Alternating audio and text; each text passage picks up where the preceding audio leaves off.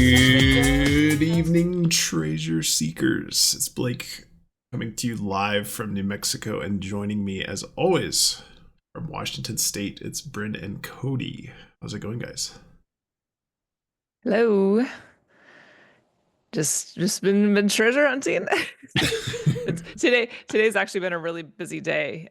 We just got home from doing some stuff, and as soon as we walked through the door, I could not believe we still had a podcast to do. So All right. here we go. Well, I'm not promising a short one, really. We'll see. No. Cody? No, I was Yeah. just telling Bryn that I was asking her how many FFPNs and flakes she had because I feel like I had to kind of change my threshold for what counts as an FFPN or a flake in this chapter because it's full of goodies. Chock full. I guess we're probably in agreement on that then. Yes. Cody asked me how many FFPNs I had as I was printing off my notes. I had Multiple to, pages of notes. yeah, I was like, I can't type this into my phone. I gotta print some stuff out here. Is it all Enjoying- organized? Probably not that great, but I got flakes aplenty. All right.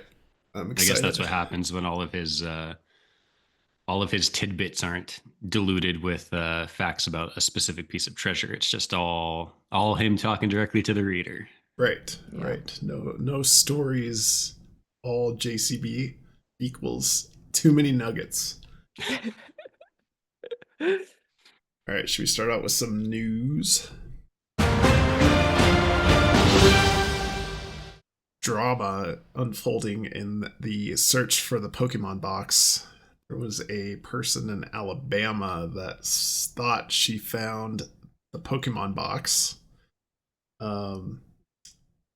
Supposedly, she found the Pokemon box, and a ranger stopped her, asked her if she was off trail, and confiscated the box from her. There was some photographs of the box, which I can pull up here, which kind of emphasized the thought that it might be the Pokemon box.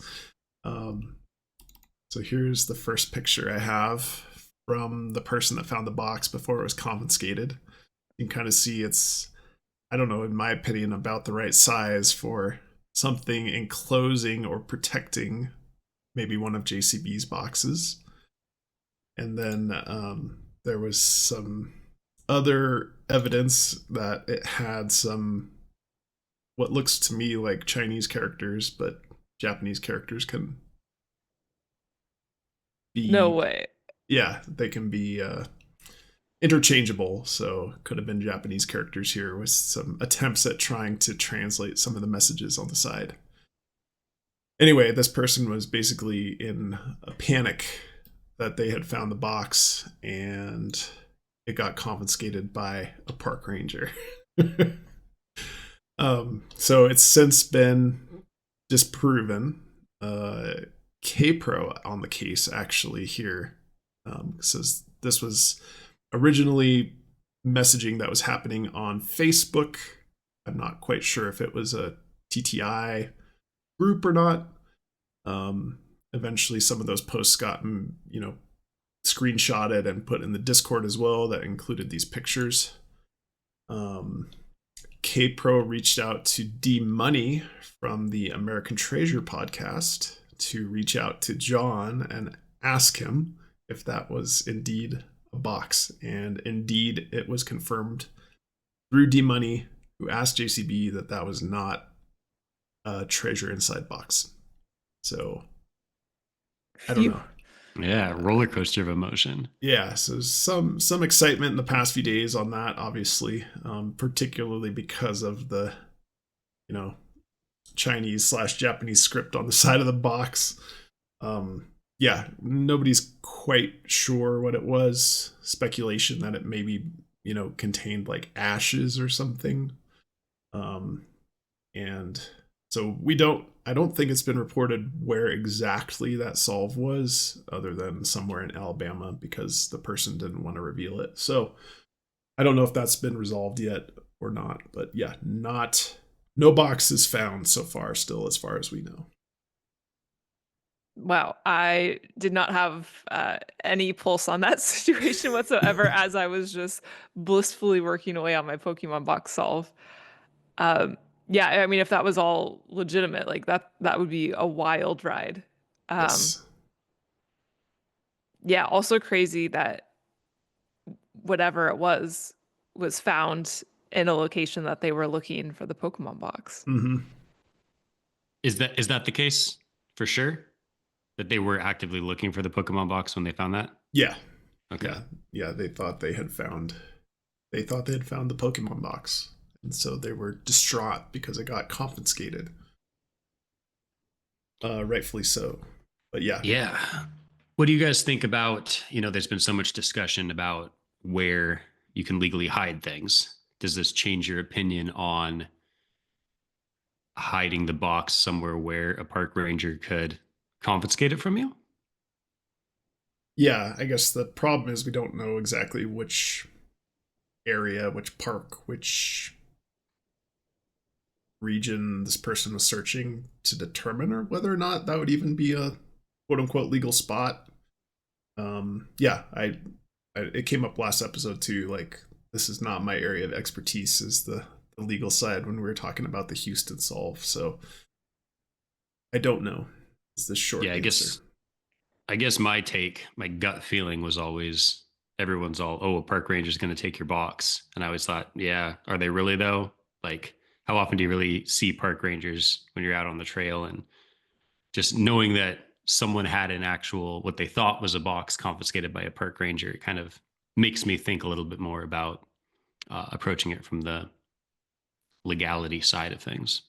Yeah, the Yeah. part of this story that I think is key is the question about whether or not they went off trail. So it seemed like maybe in this particular area there was, you're supposed to not go off trail. Maybe that's why. But this all speculation, I think. Mm-hmm. Yeah. On one hand, I think because of JCV's direct experience with the Forrest Fenn hunt, I think he would have done his due diligence to make sure that he's hiding these boxes somewhere where there would not be complications around the legality of it. But I guess I think as people looking for the treasure, I think that that component, the legality, like what if I do find something, is much more top of mind. Like I can't really picture many situations unless it's like big national park or something like that where forest rangers really know what to do in that situation either. Like Yeah, there's just not a lot of precedent for it, right? I can't imagine most forest rangers would be like, "Oh, I need to confiscate this thing from you." That feels very extreme. But I don't know. I've never been trained as a park ranger. So I don't want to like poo-poo their authority or like, the type of presence that they're supposed to have out there. Right. But it just feels like a dramatic situation that some park ranger would actually end up confiscating something from you. Right. Right. I agree. I'm hoping, because I think there was controversy in Forest Fenn, um, in Yellowstone area about a park ranger as well. So we'll see if that comes up in the Netflix documentary next week. Cool. So yeah, that was some excitement that was happening live a couple days ago. Tracking. And thanks for Kate Pro from the Calazars YouTube channel and Discord for stamping that one out pretty quickly. Within a few hours, I Yeah. think that answer came through. Oh. So Amazing. yes. That is excellent. That's a solve right there. Solved. Yeah. as Yeah. much as much as I want a box to be found, I maybe at this point selfishly don't want it to be the Pokemon box. Part of me would be heartbroken if it was actually found. Right. Right. All right. Should we go into horseshoes and hand grenades? Maybe. All right. No music. How am I supposed to present without an I introduction? know. I'm sorry. It's okay. So, horseshoes and hand grenades today. It is, I don't think, any surprise to our listeners that I've been working on the Pokemon box. And I think I said a couple of weeks ago, maybe a few weeks ago at this point, I kind of just took a moment to just ground myself in rereading the chapter a few times and try to come at it with a few different approaches, and try to be a little bit more creative in spirit of the chapter. And so I was thinking through different ways that I should be looking at that purple image at the end of the chapter, where we have the Mewtwo and the mysterious rocks, what we think are rocks. And so originally, I think we also talked about maybe this is some sort of optical illusion, but didn't really follow through with that, beyond maybe some initial just magic eye type of test or looking at it through the red glasses, similar to the red ruby eyes. So I guess I kind of came back to it more from the lens of Lewis Carroll. So through the Looking Glass connection, it seemed like through the Looking Glass, maybe is hinting at like how we're supposed to be changing our perception to be looking at this photo as well. So Lewis Carroll's work, I mean, specifically like Alice in Wonderland through the Looking Glass, very much plays on the idea of perceptions, including optical illusions with altering scale, and it just really plays with a lot of things of that nature. So optical illusion felt like it was very appropriate for what that image could be. So I started doing some research on types of optical illusions that maybe could be done to manipulate this photo to try to get something else out of it. I would say I spent a few hours one day kind of going down this path. And I was just, home alone working on this, and it was out of control. So I'm glad no one was here to witness me, but I'm going to go through a few of the things that I tried with this purple photo. So I guess to start, when I was first looking into like types of optical illusions to try, I actually came across something called Alice in Wonderland syndrome, which is a sensory disorder that impacts visual perception.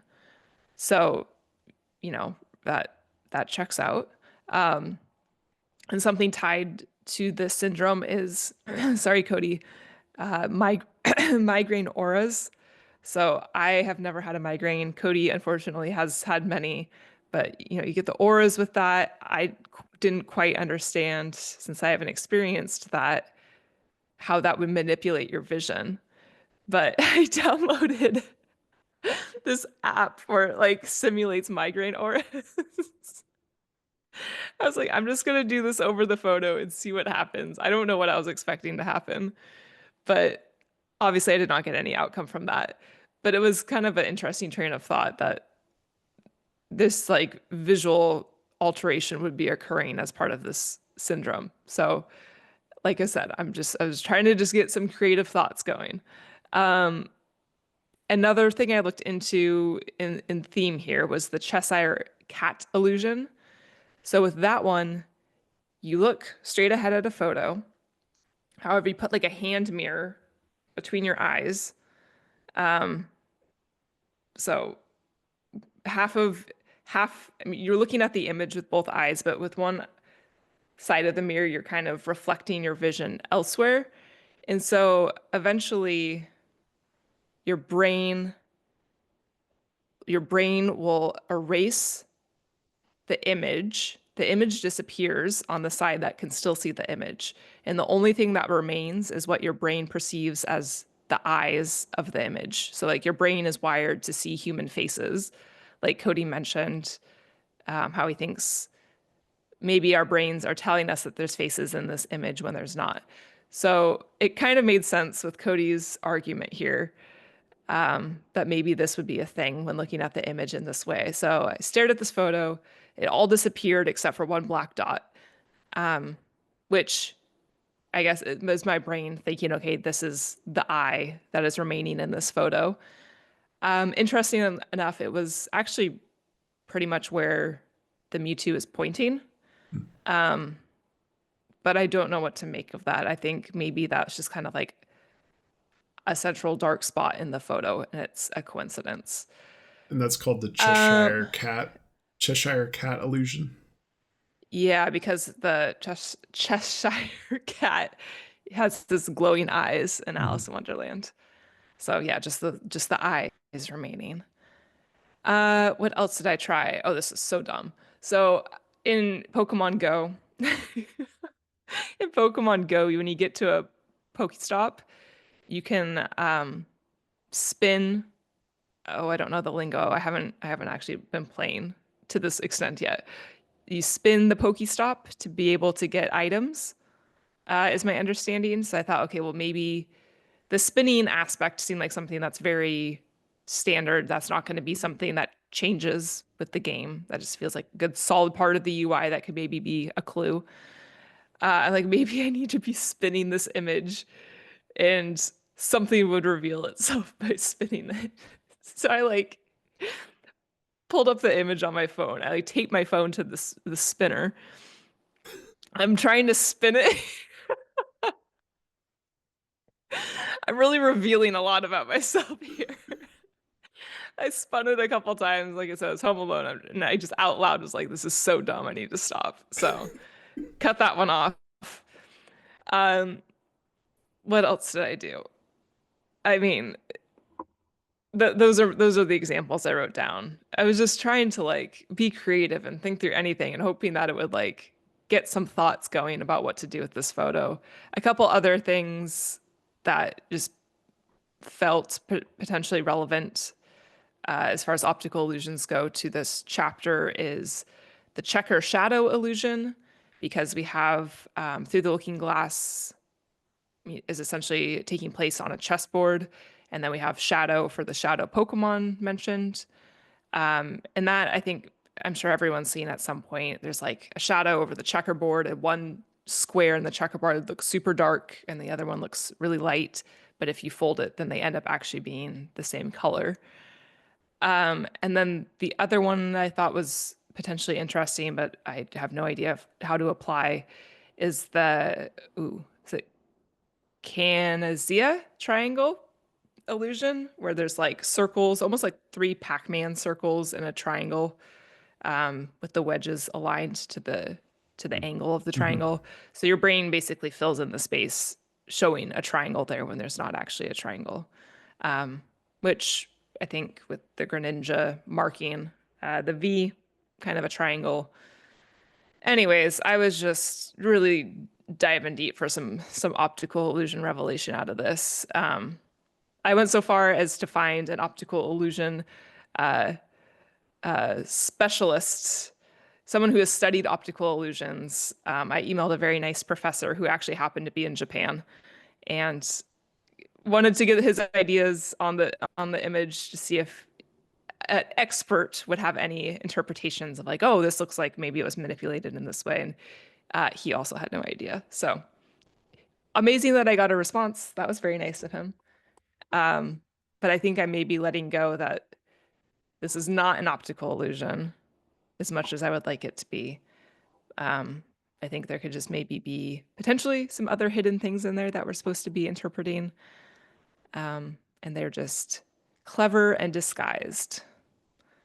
Cool. That's awesome that you reached out to a optical illusion expert in Japan. Cody gets mad. Cody gets mad when I reach out to these people. I'm like, what's the no? There's nothing to be embarrassed about. No one's gonna know any. Like, I don't think I get mad. well, If you're just somebody- like, what are you doing? If somebody I were think to it's just the. Go ahead, Blake. if somebody were to email you about your specialty, whatever that might be, M&M Blizzard minis or other hobbies, you'd be so happy that somebody's reaching out to get your expertise. Yes. I would think. That's I would what think I so, too. think. I mean, he responded literally within, I think, 4 minutes from Japan. So he was obviously excited to be helpful, which was awesome. Cool. Yes, no, I totally agree with you. I think that he was excited to be helpful. I think my comment was based off of the initial juxtaposition of spinning the photo on the fidget spinner and then going, oh, forget it. I'm just going to email a professor. I'm trying to be resourceful and creative, and do things Yes. in a way that maybe unlocks something for myself or one of us or one of our listeners. Yeah, I feel like some of my horseshoes and hand grenades just make me sound like I've gone off the deep end, which maybe I have, but No. I don't know. I feel like whatever I've been doing has been leading me, I do think, in the right direction. So I will do what it takes to get there. We've said it before. I think one of the strengths of our mini team here is that we kind of all take different approaches to things. So your approaches are valid and good. Agreed. You two No, are no much more stone unturned on that. methodical. Sometimes. I still feel like there's something in that photo somewhere because I know it's a hot take, but my hot take is that so far the only thing I believe that we found is the Mewtwo, which is obvious, and we don't need to rehash that argument. But I'm glad that you're still investing a lot of time into the photo because I think there's I don't know I feel like there's something more there still. Yeah, I do think there's something more.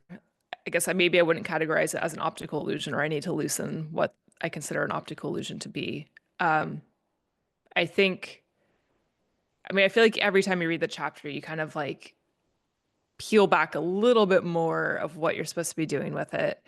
And I think there will be a point when we get instruction that makes sense on what to do with the photo when we connect the dots within the chapter. So I think it's going to take understanding the chapter first, and then finally that will unlock itself. Yeah, I mean that's part of the instructions that were included in the book. Was keep at it. It's going to be somebody that is diligent and keeps trying is going to be at least what JCB thinks is going to be who solves these puzzles. So yeah, it's not going to be a one pass or an easy solution. That seems pretty obvious at this point. So yeah, we just have to keep plugging away with different approaches. Keep reading the chapter. I agree that you get different perspective every time you read through it, and something has to come to fruition as a solid clue or set of clues at some point if we keep at it. So, right. Cool. Good work, Bryn, as usual. We go into the mailbag section.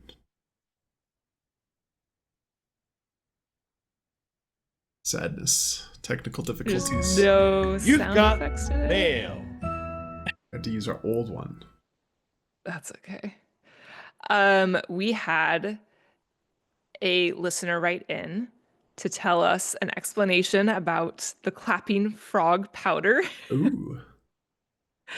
So, a mother, her child is now grown, but she said her son, growing up, had two of the grow frogs. Okay. I want to say their names were Swimmy and Timmy, and she told us about the frogs. Ultimately, it was a tragic ending where one frog ended up killing the other, Oh. which was very sudden in the email, so I was a little caught off guard with that. But she said they are African singing frogs or African dwarf frogs. They try to catch food in between their hands when you feed them, so it kind of looks like clapping. So she was saying that her guess is that, you know, whatever this powder is, once you sprinkle it down, they think it's a bunch of food and they start clapping to try to catch it and shove it into their mouths. So I looked up a video to see what the singing is and maybe what this clapping is. I will say both were maybe a little less dramatic than I was expecting. The singing is like very, I don't know how to describe it. It's more of like what you would expect of a frog. It's not like anything crazy. It's not like, whoa, I can't believe a frog's making that sound. And then the clapping was maybe not as feverish as I would have expected. But I also didn't look into a ton of videos. But yeah, you can see their little webbed hands going for the food. Turns out they like eating meat more than plants, which is a little freaky. Oh. That's excellent feedback from the audience. What a hero that we have somebody listening that has bought from that website. Yes. Grow a frog and bought the clapping powder. That's amazing. Well, I don't know if they had the clapping powder. That was Okay. her assumption based off of them feeding the frogs. Okay. She said the website says the frogs can live up to 15 years. They had a good long life with them of about 8 years. So thank goodness we did not invest in some grow a frogs. It's a commitment. Yes, that's more than I was expecting. One clue in the Pokemon chapter. That maybe that would be about the duration of getting a JCB clue. That's right. Cool. Thank you very much to that listener for sending in that tidbit. Super helpful. Should we go to Discord Detectives?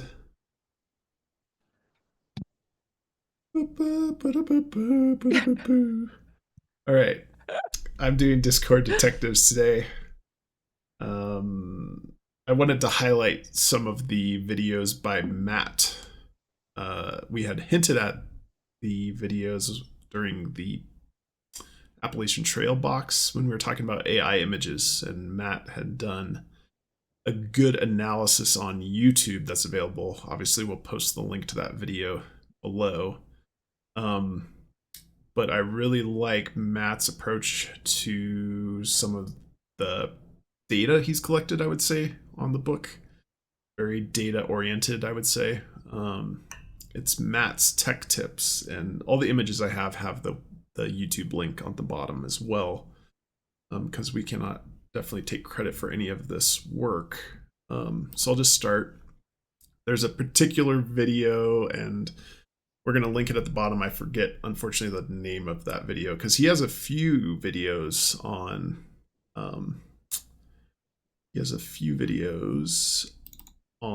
There's Treasure Inside and some of his analyses, and I haven't gotten through very many of them yet, so we'll probably be seeing a few more during Discord Detectives down the road, if they're as high of quality as this particular one was that I'm taking this content from. But yeah, you can see youtube.com at Matt Tech Tidbits. So he does tech stuff too. It's a mixture of like tech videos, and there's treasure inside right now, so that's very exciting. So check out this channel, check out this video in particular. He does some analysis of the background page background motifs. He, as you can see here, he's looked at the discrepancies between the chapter circles. Didn't really have a conclusion on that, other than he kind of showed this as data that he's collected. The other thing he did, and we've touched on this before as well, is those bars that are underneath the chapter titles. Here, this is showing kind of some different sizes of the bars, but that was just based on how he cropped the images out of the ebook. When he went and actually looked at the physical book, they're all the same length, so don't worry too much about the lengths of those, but just trying to capture the patterns associated with chapter 1 through 23. And I think we had seen that on Reddit before as well, but just trying to kind of show the quality of the different analyses he's performing and sharing with the community. So I think they're of high value, and he does it in a very logical manner. What we had touched on previously, and now I have the wrong image here. Give me 1 second. Sorry about that. Mat 3 is the one I want to show first. Mat 3. Yeah, I like how he is just like nice and calm in the way that he talks through it too. Yes. Like it's easily, I feel like the things he's presenting could easily just be very overwhelming and chaotic, but he's just like organized it very nicely and is very methodical in how he speaks through it. Yes. And gets to the point. I think he's covering all of these topics in like 20 minutes, which is a little less long-winded than we are, I guess. So he did an analysis where he used an AI detection website. He actually used 2 different ones. I'm just showing the results of one of them here, where he was looking into all of the suspected AI images within the book and tested them. Basically took screenshots from the ebook, tested them against this AI detection tool, and you can see that all of the images, there's 13 shown here, all 13 show very high likelihood that these are Mid-Journey derived or Mid-Journey generated AI images, which, as we had discussed in the Past and Future box, sorry, not Past and Future, the Appalachian Trail box, the timing of this seems right. That Mid-Journey, likely at the time that Jon Collins-Black was writing this book, was kind of was definitely the leader in image generation. It was the image generator du jour during, I would say, the 2022 2023 timeframe is my guess. And you can see, well, you can't really see, but the top one here is showing all of these are Mid-Journey, most likely. So that makes a lot of sense to me, except for the basketball image that's part of the Michael Jordan chapter. That one says it's not likely to be AI generated or deepfaked for some reason. And I think we were all in agreement based on the other images that we saw that this one was probably AI generated as well. So not quite sure what to make of that yet, other than I think we should point that out to the audience as a suspect image at this point, that it might have actually been illustrated. Now, the weird thing is in the title page of the book, Jon Collins-Black says all of the images were, I don't have the exact quote, I apologize. All the images were created by the author. Let me see here. Some images, no. Artwork was created by author unless otherwise noted. And I don't know if Jon Collins-Black is a good artist or not, but that would suggest that if this is not AI generated, he actually drew this because there's no credit given elsewhere. So I don't know if this is a flaw in the AI detection tool. Like I said, Matt used two different ones. And I think they both came back as not likely to be AI generated. I think the other tool was like 12% confident or 88% confident, I would say, that it was not AI generated as well. So not quite sure what to make of that.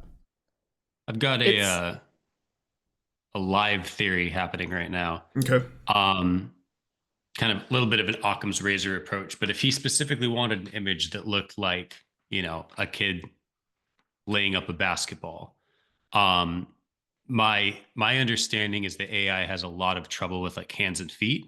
And that one seems like it, has a lot more detailed hands and feet, where if you had an AI, an automated AI image generator create something and it had bad hands and feet, it would be noticeable. Whereas like I think the image of the kid being carried out of church, that one like has kind of messed up hands and feet, but it's not really that noticeable. Right. So my Occam's razor would be if he had it AI generated, it came out with kind of weird hands and feet, and then maybe altered the hands and feet to clean it up, and then the is it AI generated website would kind of read that as likely not AI generated because the hands and feet are so clean. Okay. Because it does seem like the type of image is very similar to the other types of AI images. Right.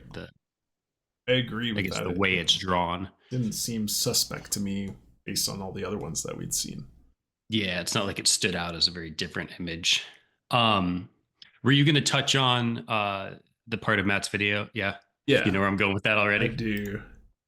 So yeah, you had brought this up when we first discussed it, Cody, about trying to manually edit a AI generated image to see if that changed the designation by these testing programs. And so here is the example that Matt tried himself. Basically took that Art Smith chapter image of the dancers, and then he edited it by putting in some additional lines here at the bottom of that fifth dancer's feet. It says help upside down. So he manually put in those letters. The AI generation tool did not change its assessment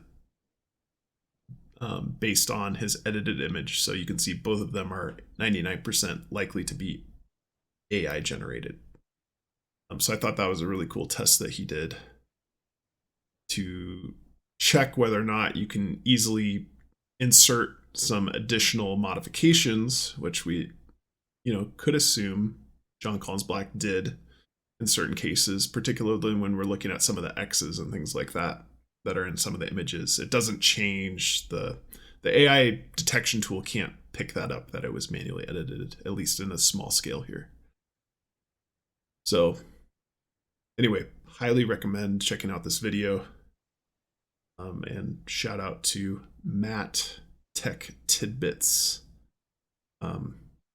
Anyway, you'll probably be seeing more of these in our Discord detective segments once we get through more of those videos. So good work.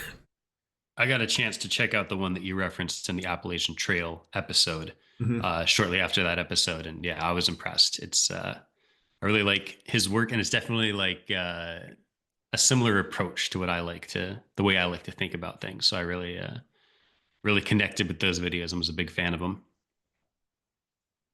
So I think the big takeaway from all the image data and the checking if things are AI generated or not is that it's not likely that they're unique or human created drawings as a whole, but there's really no takeaway as far as could very small portions of each of the pictures be altered in some way to provide a clue.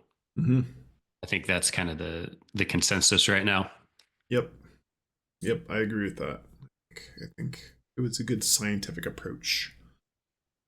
Should we dive into coincidence of the day? I doubt the sound is going to work. I'm so sad. Oh.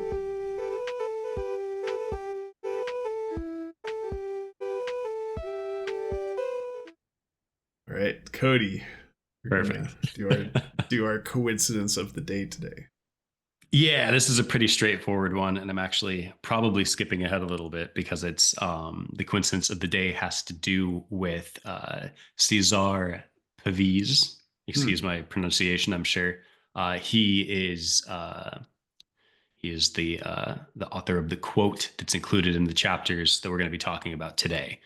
I did a little looking into him for the chapters we're going to be talking about today, and one thing that I kept coming up with or kept seeing references to was that he was associated in some way or had writings about something called the myth of Orpheus.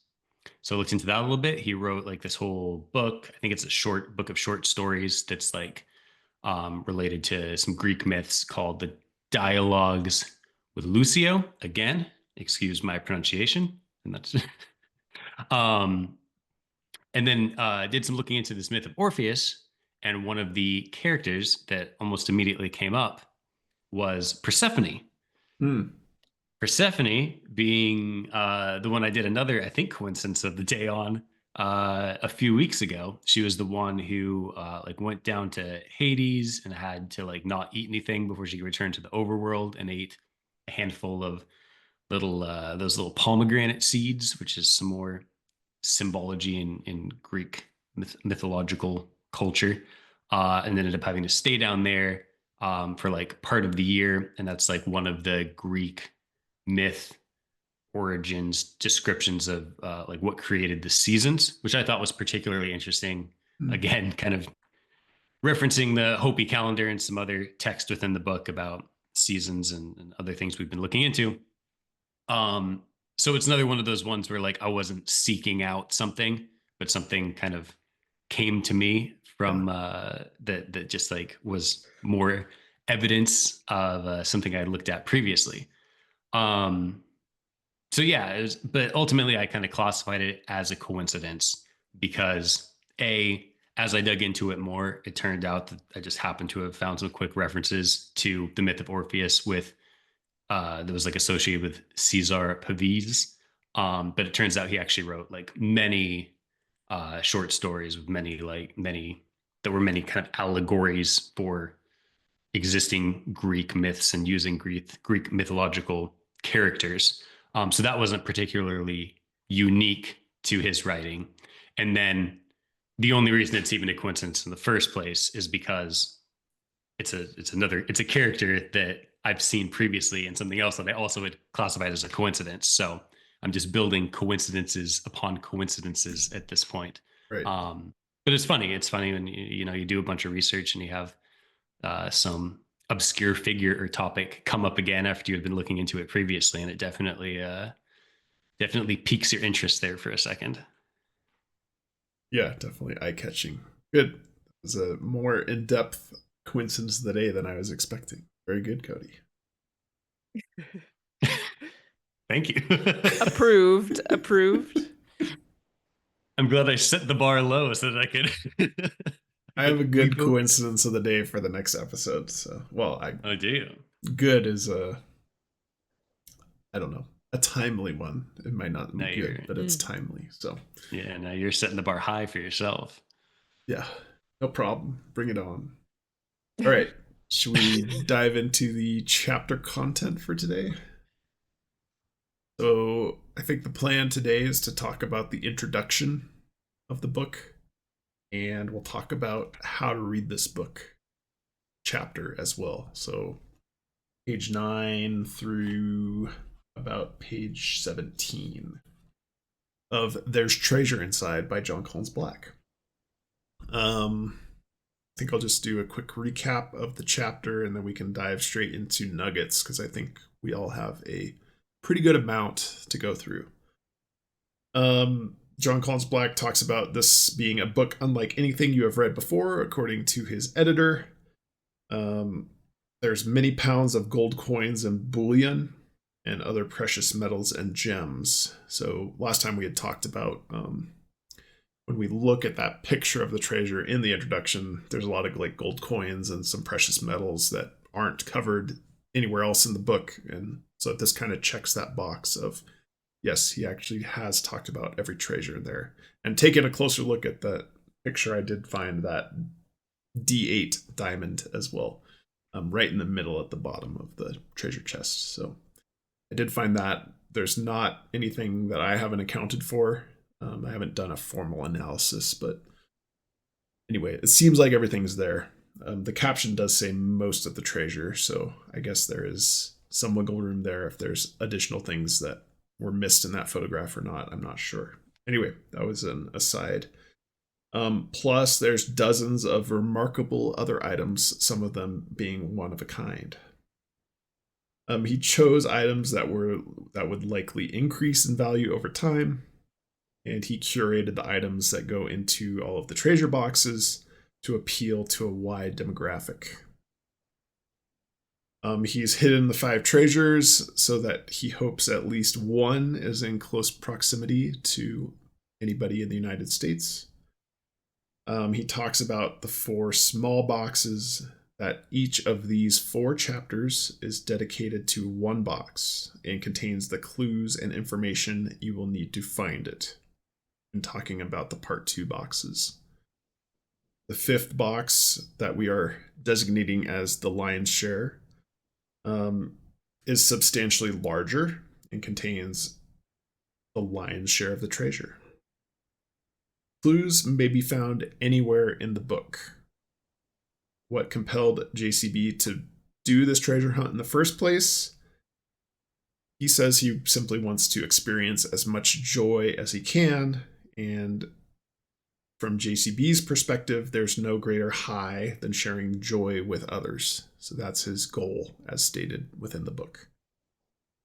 Then we get a little bit of insight into Jon, who, as he said, he struggled for a large part of his life not being able to have the emotion of joy naturally. And so he actually made a decision that he was going to try to have more joy in his life. And this is one of the things that he created, which has generated much joy for Jon, is this treasure hunt. It's a 5-year project that he's been working on, and he says he has received far more value in the form of happiness than the value of the treasures he's giving away in this treasure hunt. And so JCB also hopes that he is giving joy to all of the readers as well. He says, even if you don't search for the treasures, there's still value in the book. After all his work on the treasure hunt, he realized we are all treasure hunters as a main theme of the book. And not necessarily physical treasures, but everyday life. We are basically hunting for treasure in terms of experiences. He also speculates that human history has been shaped by treasure hunts, both large and small. He kind of gives a laundry list: Alexander the Great, religion, the Spanish quest for riches, the American Revolution, women's suffrage, and the civil rights movement as kind of his examples of like big picture things. And then he discusses conflict, a lot of touch points with the second to last chapter and last chapter of the book, part 1 of the book. As conflict either being barriers or competition among these treasure hunts. In the darkness of conflict, a light reveals to us that humans are all treasure hunters.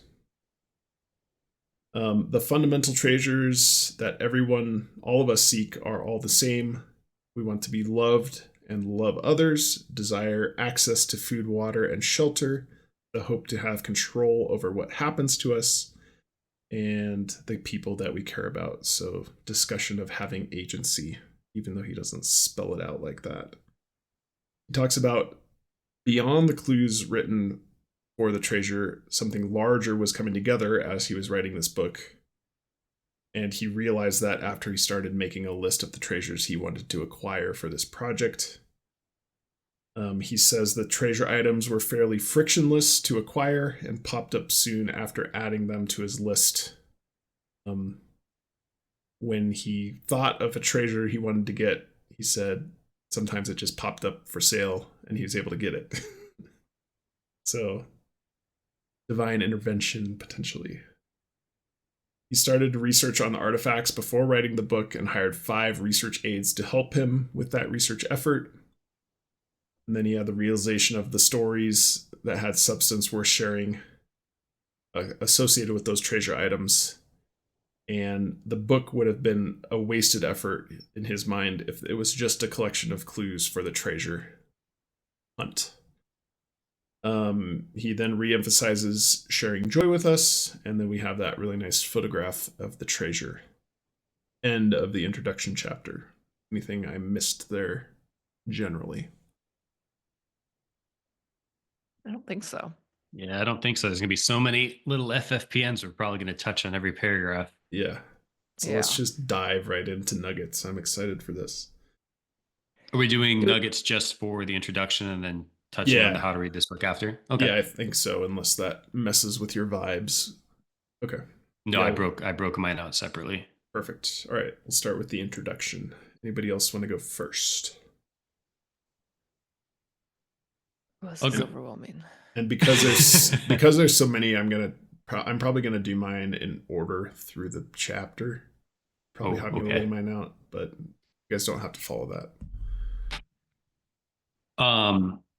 One other note, I'm probably normally like if someone has an FFPN, I like to say, "Oh, I had that too." Mm-hmm. I don't think I'm going to do that in this one because I would say that to like everyone's FFPN.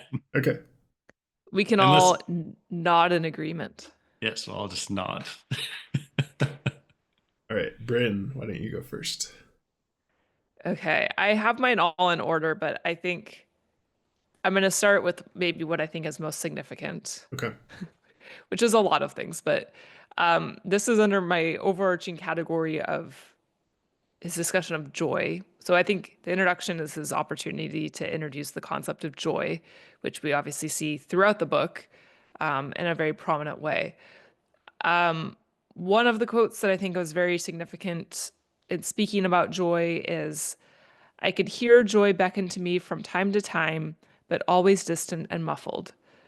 So to me, I thought this was almost directly referring to Joy's Serenade. Oh.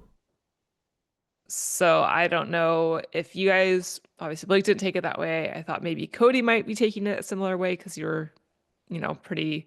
Joy Serenade was on top of mind for you, but I didn't know if this was maybe a connection at the beginning to Joy Serenade, and then we have a conclusion of Joy Serenade at the end of the chapters. I like that a lot because I think there are definitely keywords throughout the chapter that match up with Joy Serenade, like conductor, right? Mm-hmm. Just as one example. So I like that connection a lot. Read the quote again. I could hear joy beckon to me from time to time, but always distant and muffled.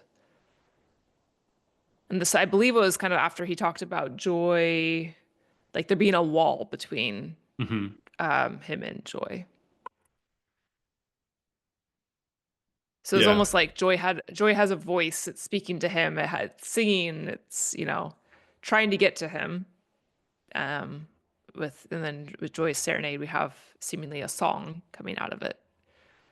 Yeah, I kind of took that more as a literal clue. I wrote that down too, but I thought maybe that's like a boots on the ground thing.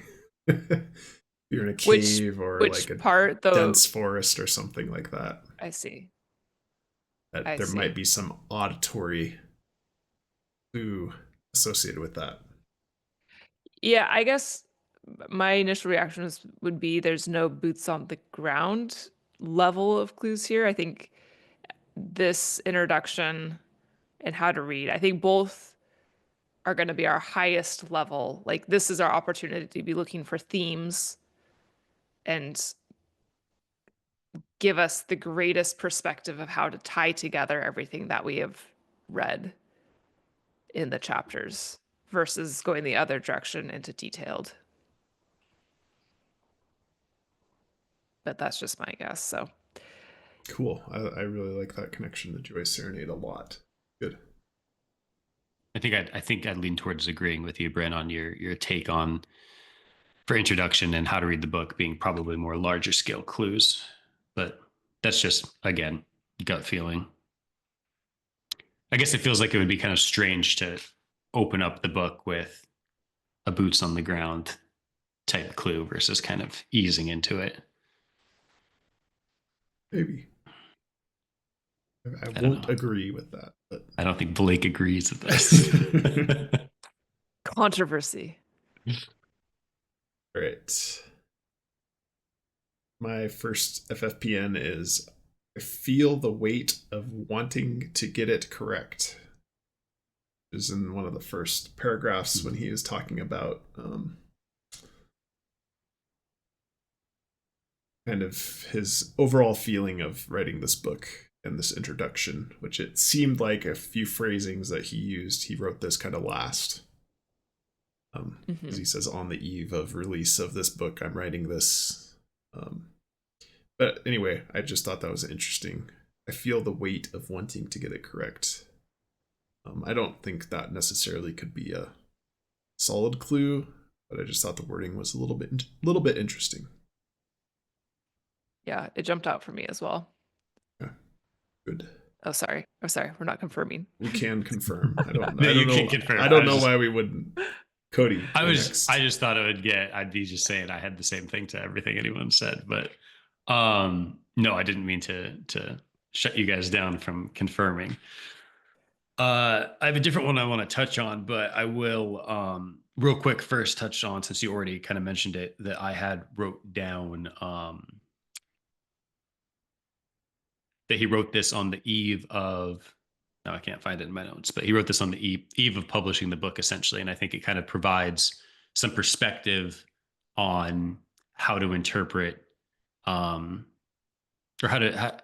some perspective on where in the writing process any of these clues in the introduction, or maybe the how to read the book too, would have been inserted, which I guess I'm kind of arguing against myself now for them being overarching clues instead of boots on the ground clues. Right. Because if he's writing them on the eve of publishing it, it may be some last minute boots on the ground type clues. So right. As I stand on the eve of publishing this book, the quote.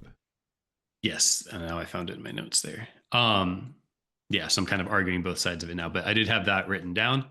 Um, the FFPN I want to kind of be my first one, I think, Mhm. is and this is not guaranteed to be in order like yours are, but the quote, like the proverbial moth to the fiery flame, I am drawn to joy.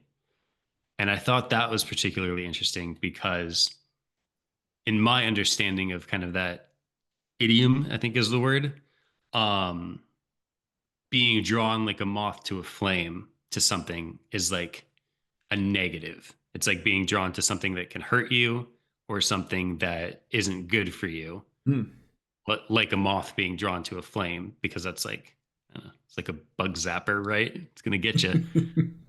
So I thought that was, I did do a little Google search to see if like my understanding of that idiom was correct. And it didn't seem like a for sure thing, like, oh, it's obvious, but it seemed like generally it was understood that um, being drawn like a moth to a flame is normally being drawn to something like dangerous, which I thought Mhm. was interesting because I don't think that's his intent here. I think he's just trying to kind of use some flowery language to describe being drawn to joy. But maybe there's a reason that he chose that idiom versus another one because Yeah, it doesn't seem like it fits perfectly. interesting. Yeah, I think there seems to be a very lame, heavy theme to this introduction that we'll probably get into further. But yeah, that was a Yeah. key one that I pulled out. And why did he say a fiery flame? Why not just say a moth to a flame or a moth to light? That seemed extra flowery. Yes. Do you want to just segue into that since we're talking about it? Because I've got some notes on that too. Um, Or do you want to go in order? no, we can talk about that. The other quote I had was fiery will. And going back to Bryn's first FFPN about Will's straight edge being in Joy's Serenade, fiery Will here I like that. links both of those things we've just talked about, which is why is Will fiery? Why are you bringing up fire again? I don't have the full context of that quote, unfortunately. I'll try to track it down. I don't know if you guys had other fiery or flame based clues.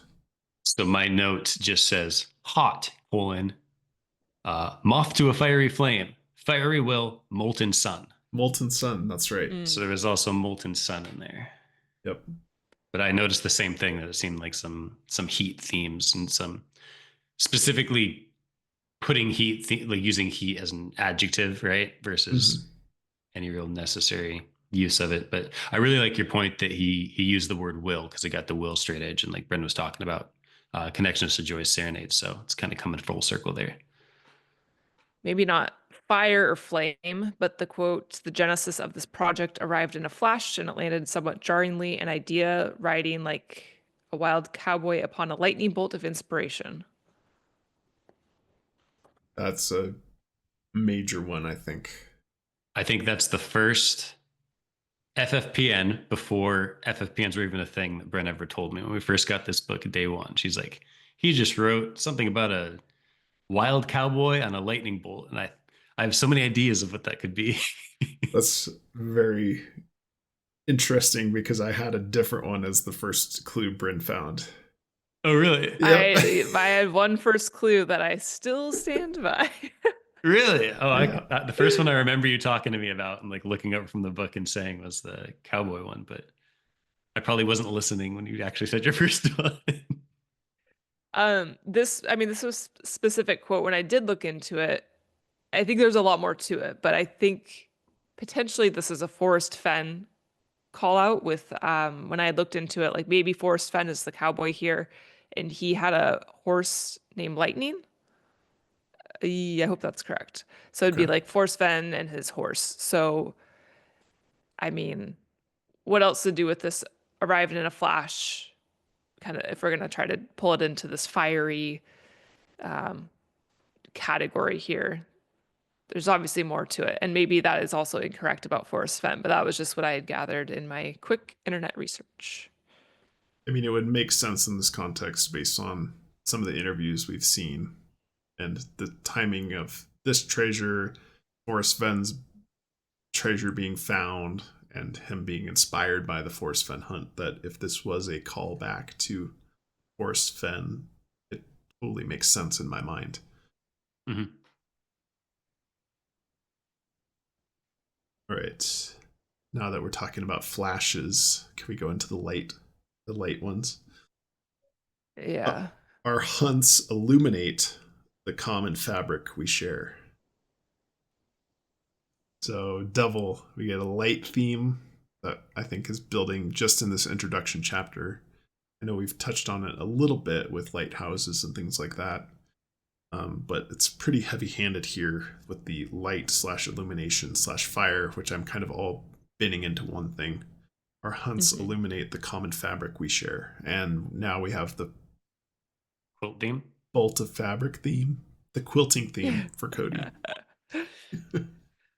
So I want to add just a little bit of context to the front of that quote. Sure. It starts a little bit earlier. He says, "Yet in the darkness of conflict, a light reveals to us an elemental truth about our human condition. Mm-hmm. The experience of hunting for what we want connects every last one of us." So I think it just builds on that like illumination theme a little bit more. And then also this like, I break it down into illumination, connecting threads, and joy as kind of my three categories I like that. that really stand out to me in this. And I feel like that quote specifically has all of those. Well, I guess not joy, but the illumination and connecting threads. Mm-hmm. Yeah, it's funny. The whole quilt theme kind of started out halfway as a joke, and now at this point, I'm starting to get pretty bought into the idea that there's something to do with like fabric or weaving at some point in the solve or a Yeah, portion of the solve. it's gonna be like, yeah, what connects us, what binds us all together, like weaving together everybody's stories and human condition. Cody. Me next. Yeah, I think so. I thought the double use of the term "secreted away" was Mm-hmm. interesting. I don't know, maybe that's just a regional phrasing, but I've never really heard the phrasing "secreted away" before. So on page 11, he says, "Even if you have no interest in searching for any of the 5 treasure boxes that I have secreted away." And on page 10, he says, "I secreted away these boxes in 5 different locations within the United States." Um, what's my take on that? I don't know, other than just the secreted away is just not a phrasing I'm used to seeing. And the fact that it's in there twice then. Yeah, it immediately made me think of Pass and Feature Box with like "Do not tell anyone,"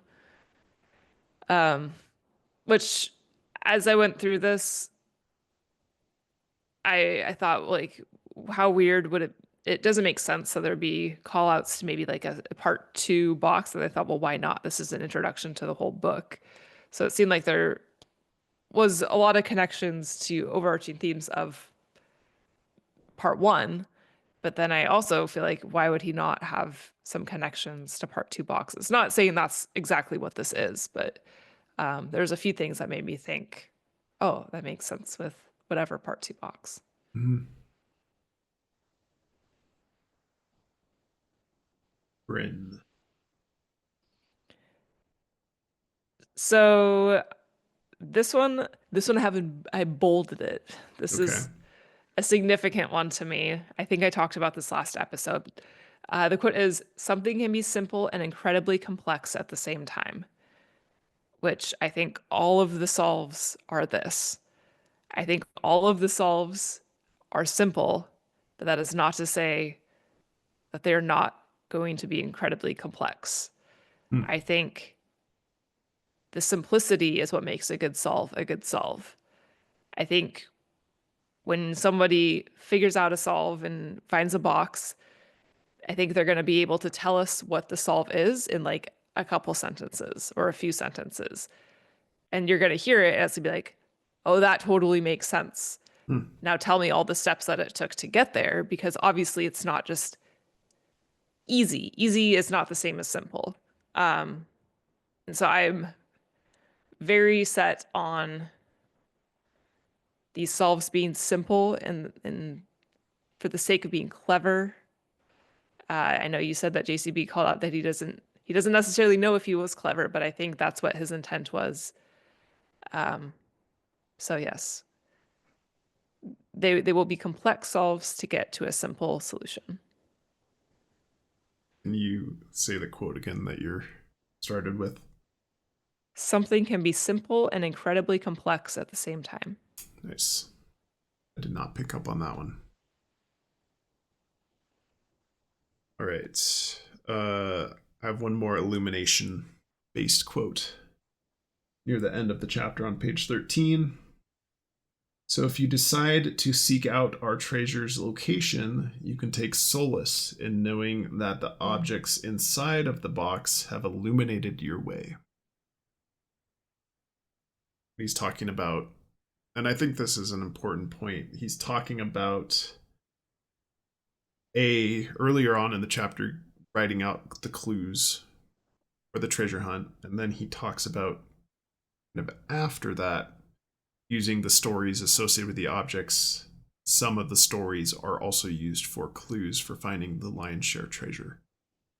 So that's what he's talking about, where kind of talking about where he's hiding clues in the chapters, which obviously what I mentioned earlier, there can be clues anywhere in the book. Here he's calling out some clues associated with the actual stories he's referencing here. So I had a quote written down. I think it's exactly what you're talking about, where he says, and yes, some of the clues to finding the largest treasure box are found within the histories of these treasure items themselves. Mm-hmm. Yeah, I thought that was telling and would be helpful because we have so much conversation about where are we looking for clues and how to calibrate. And I think that's maybe a good place to start.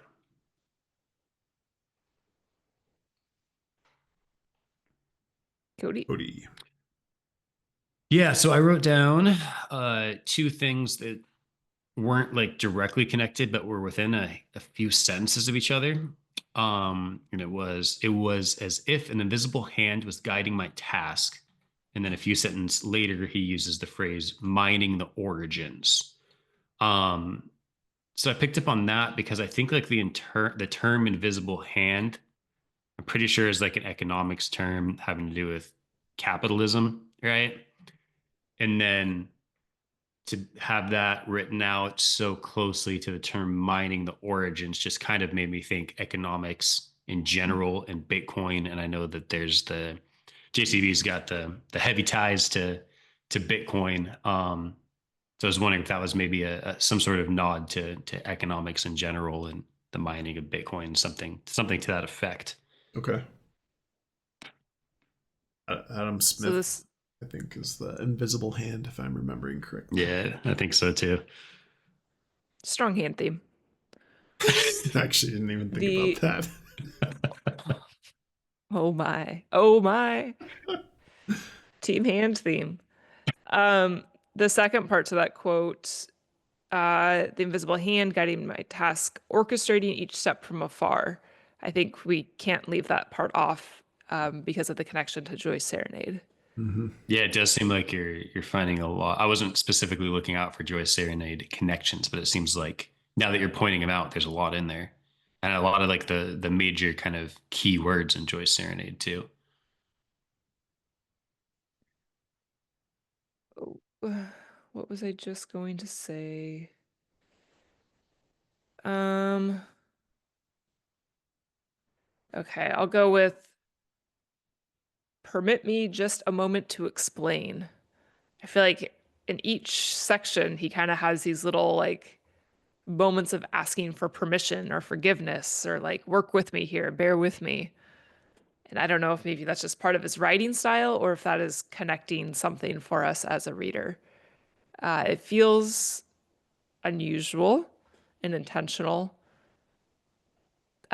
just because of, I guess, it feels like it has a weight to it every time that he says it. Like it needs to have some sort of meaningful impact every time that he does use this type of speech.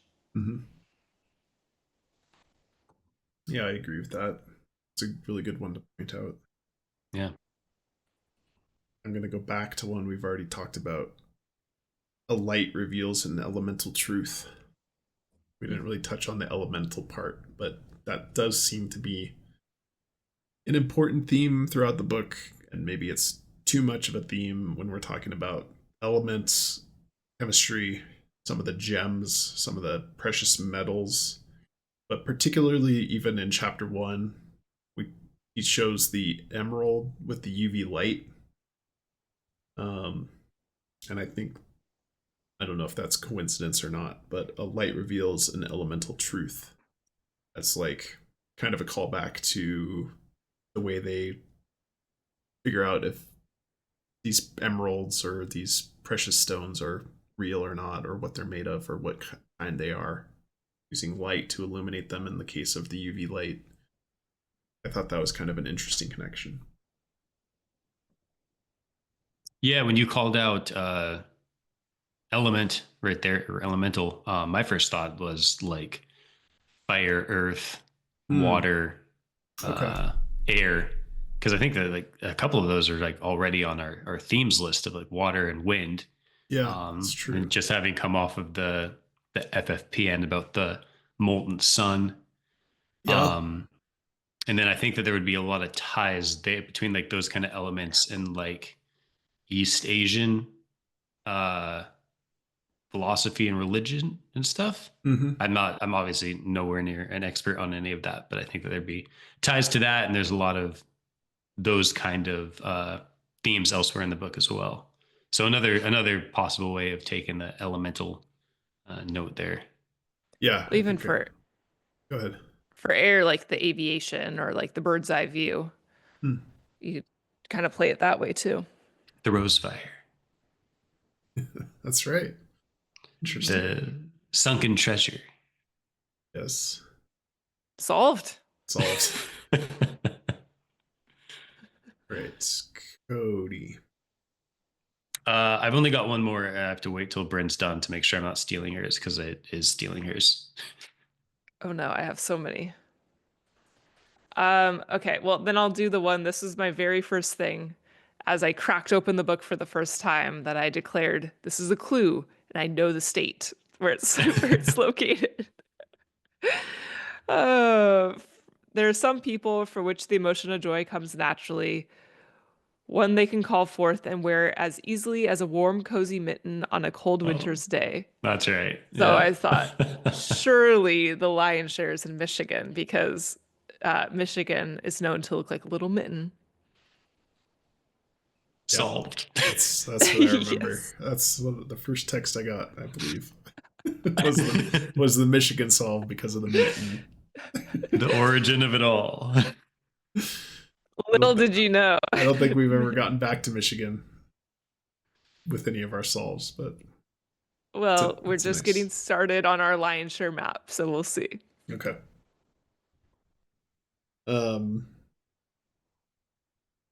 My hunt for it has become native when he's talking about his hunt for joy.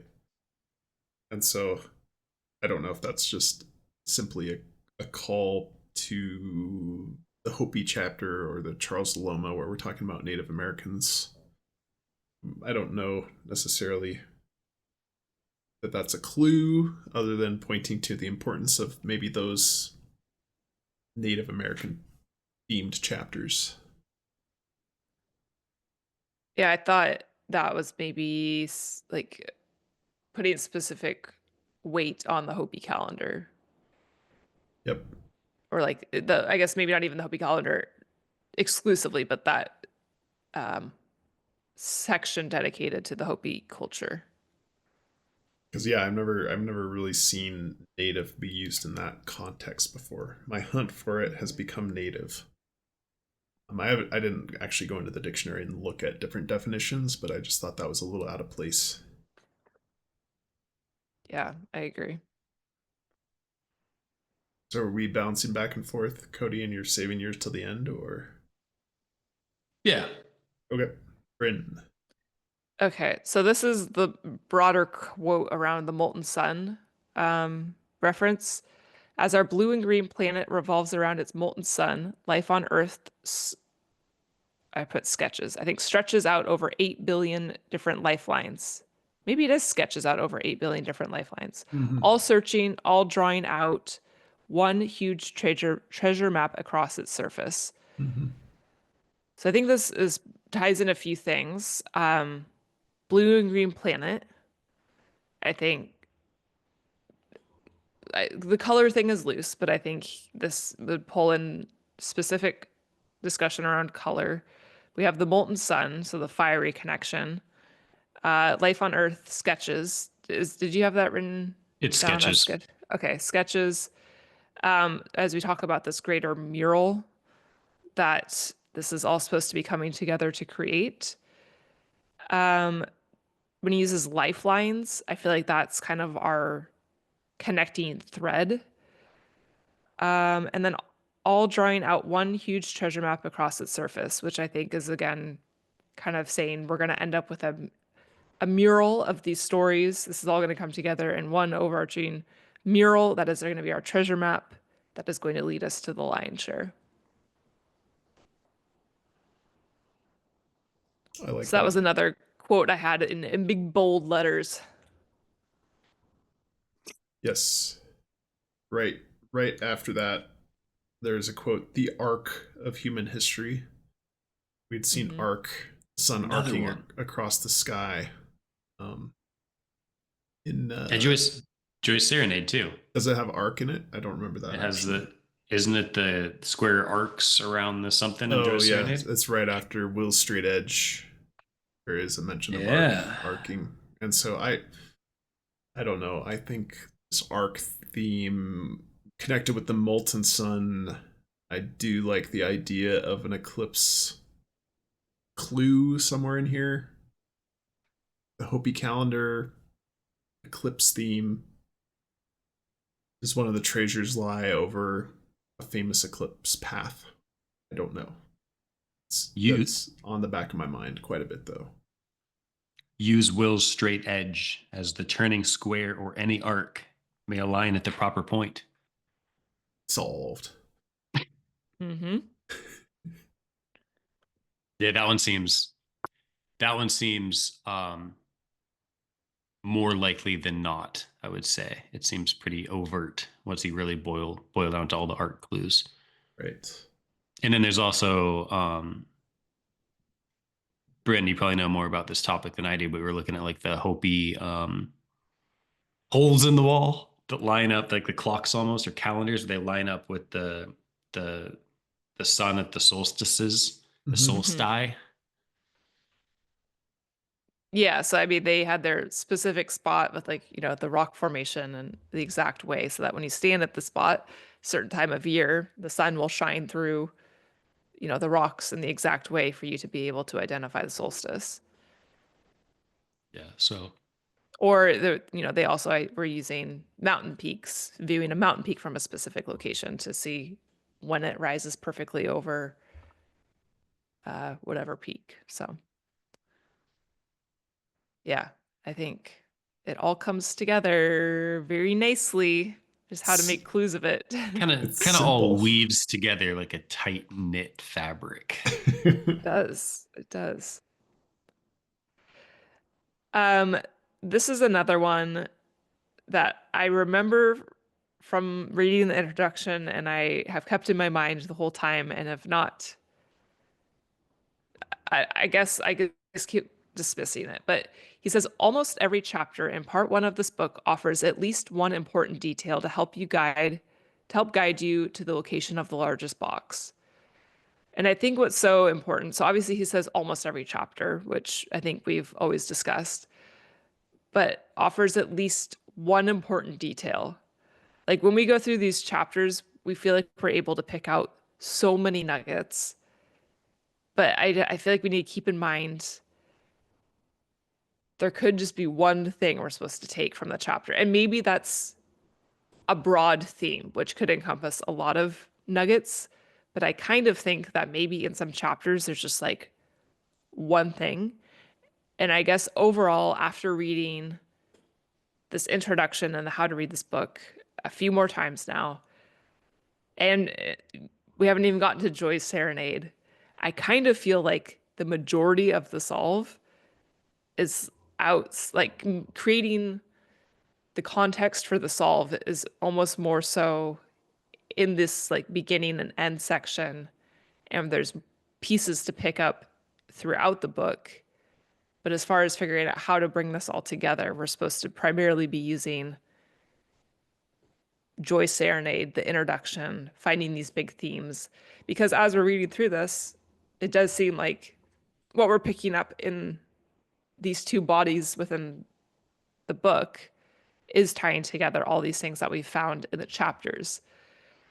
So maybe like if you kind of remove those threads between the chapters that we're able to relate to these, then that helps identify, well, what's left as specific clue to this chapter versus specific or overarching clue to the book and how you should be connecting all the dots. Yeah, I think that point bolsters what I had mentioned earlier. I think you explained it a lot better. But going back to the section, and yes, some of the clues to finding the largest treasure box are found within the histories of these treasure items themselves, which to me seemed like just the first pass read of that means I think the historical stories probably have a minimal number of clues compared to his own writings and like what we're saying here in the introduction and what you're saying to the Joy Serenade, and maybe the non-historical stuff is going to have a lot more weight to it is how I'm reading that or interpreting that right now. At the end of the episode here, I've got what I did is I wrote down like 6 quotes that I feel like we've referenced like 10 times over the course of the last 25 episodes. And I just want to kind of condense them and read basically all like 6 of these quotes one after the other and just like, hey, here's some stuff that's like really offering a lot of information in few words that we kind of keep going back to. Mm-hmm. But to talk on what Bryn's saying here directly, I have my takeaway was very similar, but maybe slightly different and maybe even slightly more extreme than yours. And that is, he keeps saying that almost basically there's 2 different quotes, but what he's saying is almost every chapter has at least something. And my takeaway from that is that there are some chapters that literally have nothing intentional in them. Right. Yeah. And we've talked kind of before of like, oh, he said that some of these aren't going to have a lot of clues. But in my mind, it was exactly that. Like, oh, it's not going to have much. But if you really take these couple of quotes here as the letter of the law, he like has full chapters in here where there is nothing intentionally put in there, which also could potentially play into the idea of like, we've done so much looking into like some of the stuff you're showing on Matt's videos of like chapter numbers and the designs around chapters. And that might, again, if you're taking it letter of the law of those quotes, that might eliminate some of those possible solves that literally use like every chapter. That's a really good point. I did not put that together. Huh. Yeah, because then that statement wouldn't be true if we're using all of the circles or all of the little lined bars. That's a really interesting take, actually. Okay, I like that. Line bars was the word I was looking for, and I couldn't think of what to call those things. Lined bars. Line bars. All right. My quote is, "There were many oohs and ahs." And I don't know what to do with that information, but I thought it was interesting. I do think you will like this treasure. My family members and few close friends who had a chance to view the treasure before I hid it seemed genuinely filled with amazement and wonder. There were many oohs and ahs. Oohs and ahs. Oohs and ahs. Ahs. Oz. Wizard of Oz. A little musical theme, little background singers with the oohs and ahs in the background. Yeah. Okay. I think it's maybe just kind of hinting at introducing you to some like of his writing techniques to come in the book. Yeah. I don't know. it was certainly something I could take it or, intentional. yeah, I could take it or leave it. I just wanted to point it out. Yeah, I think it was weird. Oh, what else can I say? I don't think this is anything, but the dots. So on page 9, the dots that are horizontal above and below the quote, Mm-hmm. the last dot, so that the far right hand side of both of those lines, the dot is like cut in half, Hmm. which I think is maybe more of a clue to like how maybe some of those graphical elements were produced to be used in this book. Mm-hmm. Because when I see that, I don't like, if you were designing this, you would be in like on a computer, you'd be in most programs, you'd be able to insert a dotted line. And if you rescale it, it's going to just remove dots or shrink the dot. It's not going to cut dots in half. Mm-hmm. So it's almost like these dots were like an image Yeah. that then he cropped Mm-hmm. to bring it in. So then I'm like, well, why is he using images as these graphical components versus just like a vector graphic to represent a dotted line? Like, that's way more work. So then that makes me almost a little bit more curious, I guess, about those barred lines as something that he would have been creating these graphical elements himself and like scanning them into the book and then cropping them or scaling them as a photo versus a graphic element, which is really strange. Hmm. Um, But I think so I don't, the secret message that I found a couple episodes ago bolsters that, because the text was written and then on a different layer for this quote, and then they inserted in this cropped image. I guess probably the graphic designer did that. yeah, that's true. Yeah, I guess I just ultimately don't know why though any of these elements would be an image versus a vector. Okay, that's how I would do it, because I make all my presentations in PowerPoint and crop Yeah, them. no, so I think I get it, but I just feel like that isn't the process you'd be using to publish a book, I guess is why I'm curious. Okay, but But of then again, all, no, go ahead.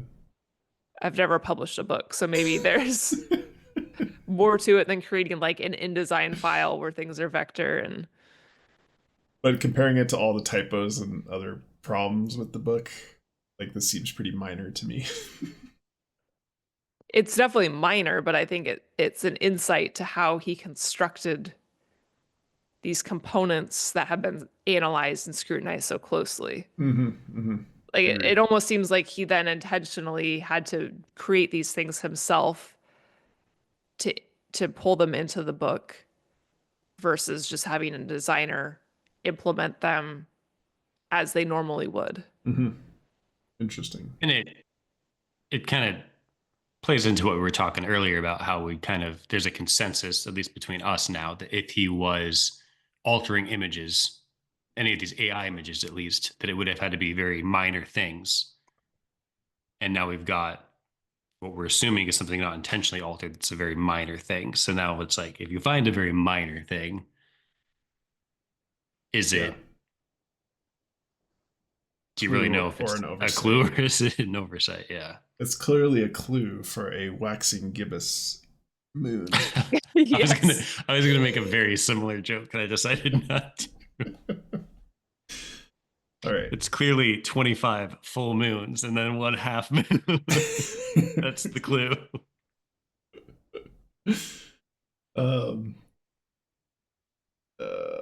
The arc of human history, illuminate, elemental. Oh, frictionless was a key word I pulled out when he's talking about finding the treasure or buying the treasures, and that how that seemed to be a frictionless process. Space theme, no friction in space. That's good. That's all. Nice. Very Yeah, I like nice. that. I wrote his use of pen this introduction, and then later he said it would be impossible to pen this manuscript. Feels forced. Okay. I don't know, that's not natural for me to write that way. Feels very similar to this double secreted aways. Yeah. Double pen this and double secreted away. Mm-hmm. Was that, you said that was the end of your list, Blake, or did you have I have just one more. Okay. When he's talking about finding clues in the book. For instance, there may be helpful information found here in this introduction. Mm-hmm. Obviously, we are taking that very literally and found a bunch of nuggets, but he's explicitly pointing out that there's clues in the introduction. That's all. Right. So right at the beginning, he says, bored from hubris versus on the next page, we have the final resting spots of the books, which feels like birth and death. So maybe kind of a nod to this overall human existence that we all are living and experiencing. Yep. And clues and hints may be found anywhere inside this book. Mm-hmm. I think Blake mentioned this last episode, but anywhere inside this book. So fair to assume that maybe you can find part 1 clues, hints within the part 2 section anywhere inside this book. Feels valid and fair. Let me just make sure I'm not missing anything big here. We did that. We're all searching for a joy, and that connection ties us all together. Feels like another, kind of unbreakable thread, what weaves us all together, these connecting threads.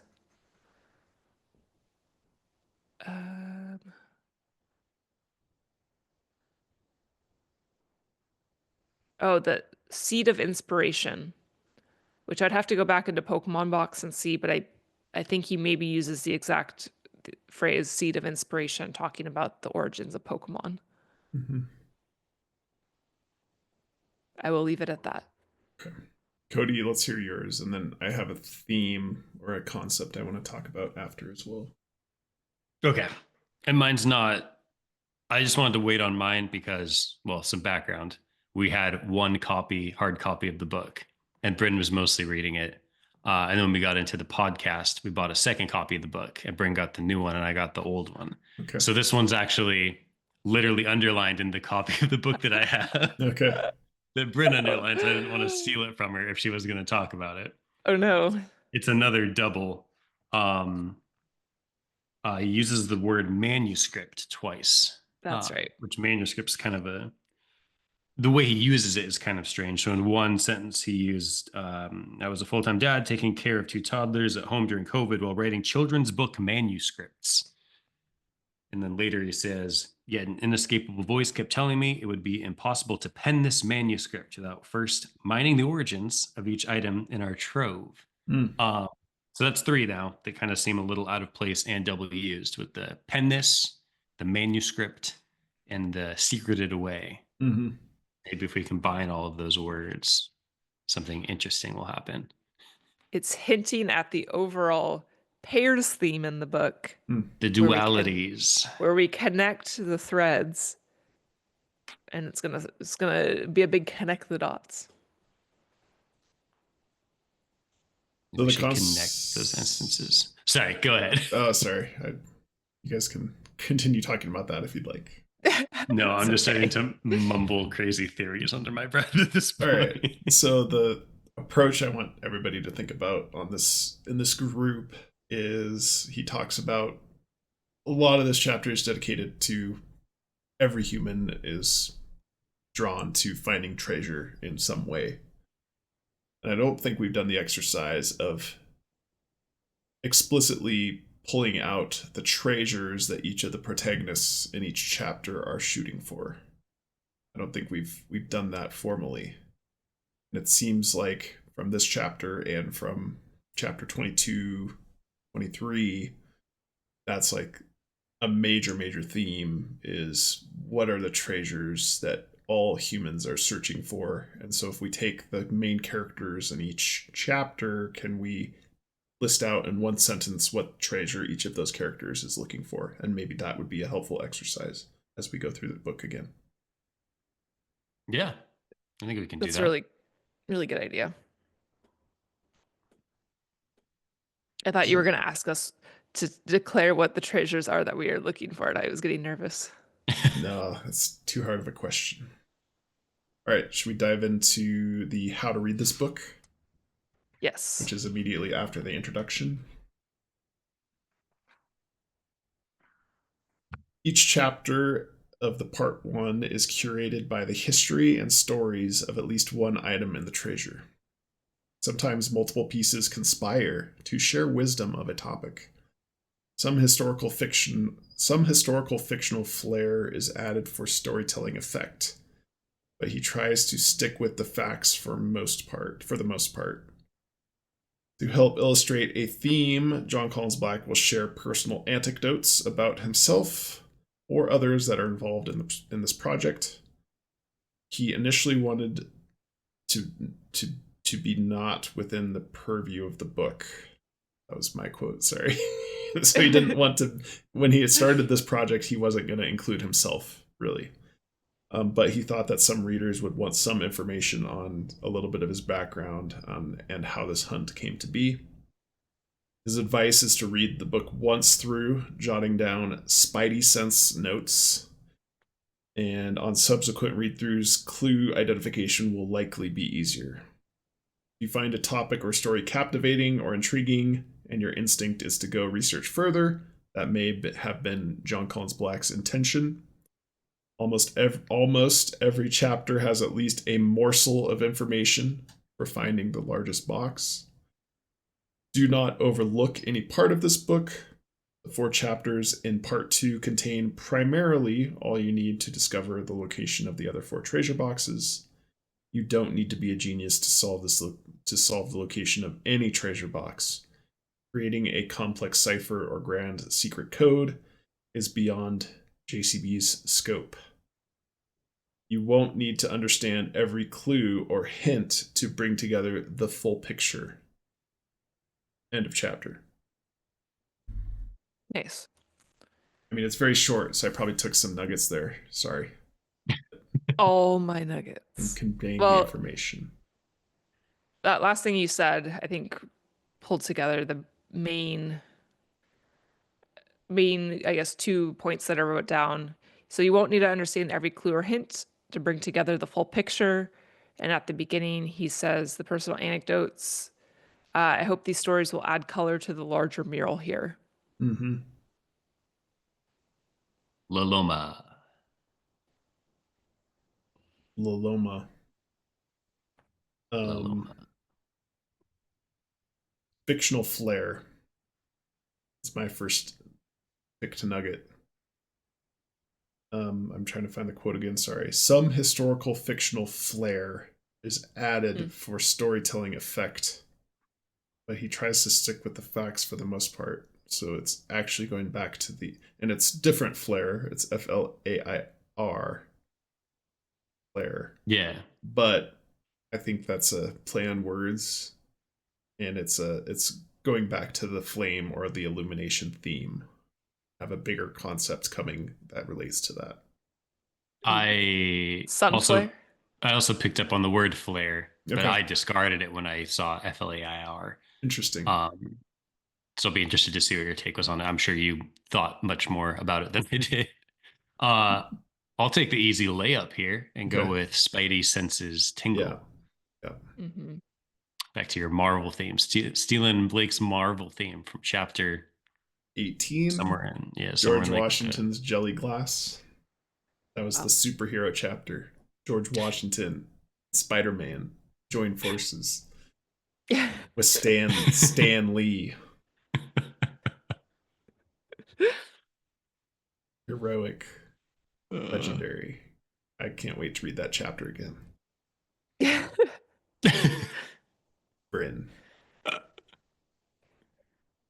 The quote, "The pointers I've left for you in the book."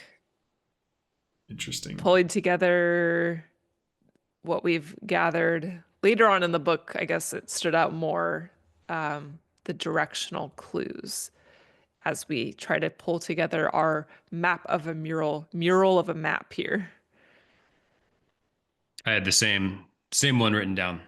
Yeah, and the same connection between kind of the word pointers possibly meaning like, yeah, directions and signposts and GPS navigation pointers, perhaps something along those lines. Pointers is kind of a charged word for mapping and directions. Mm-hmm. Yes, Mm-hmm. indeed.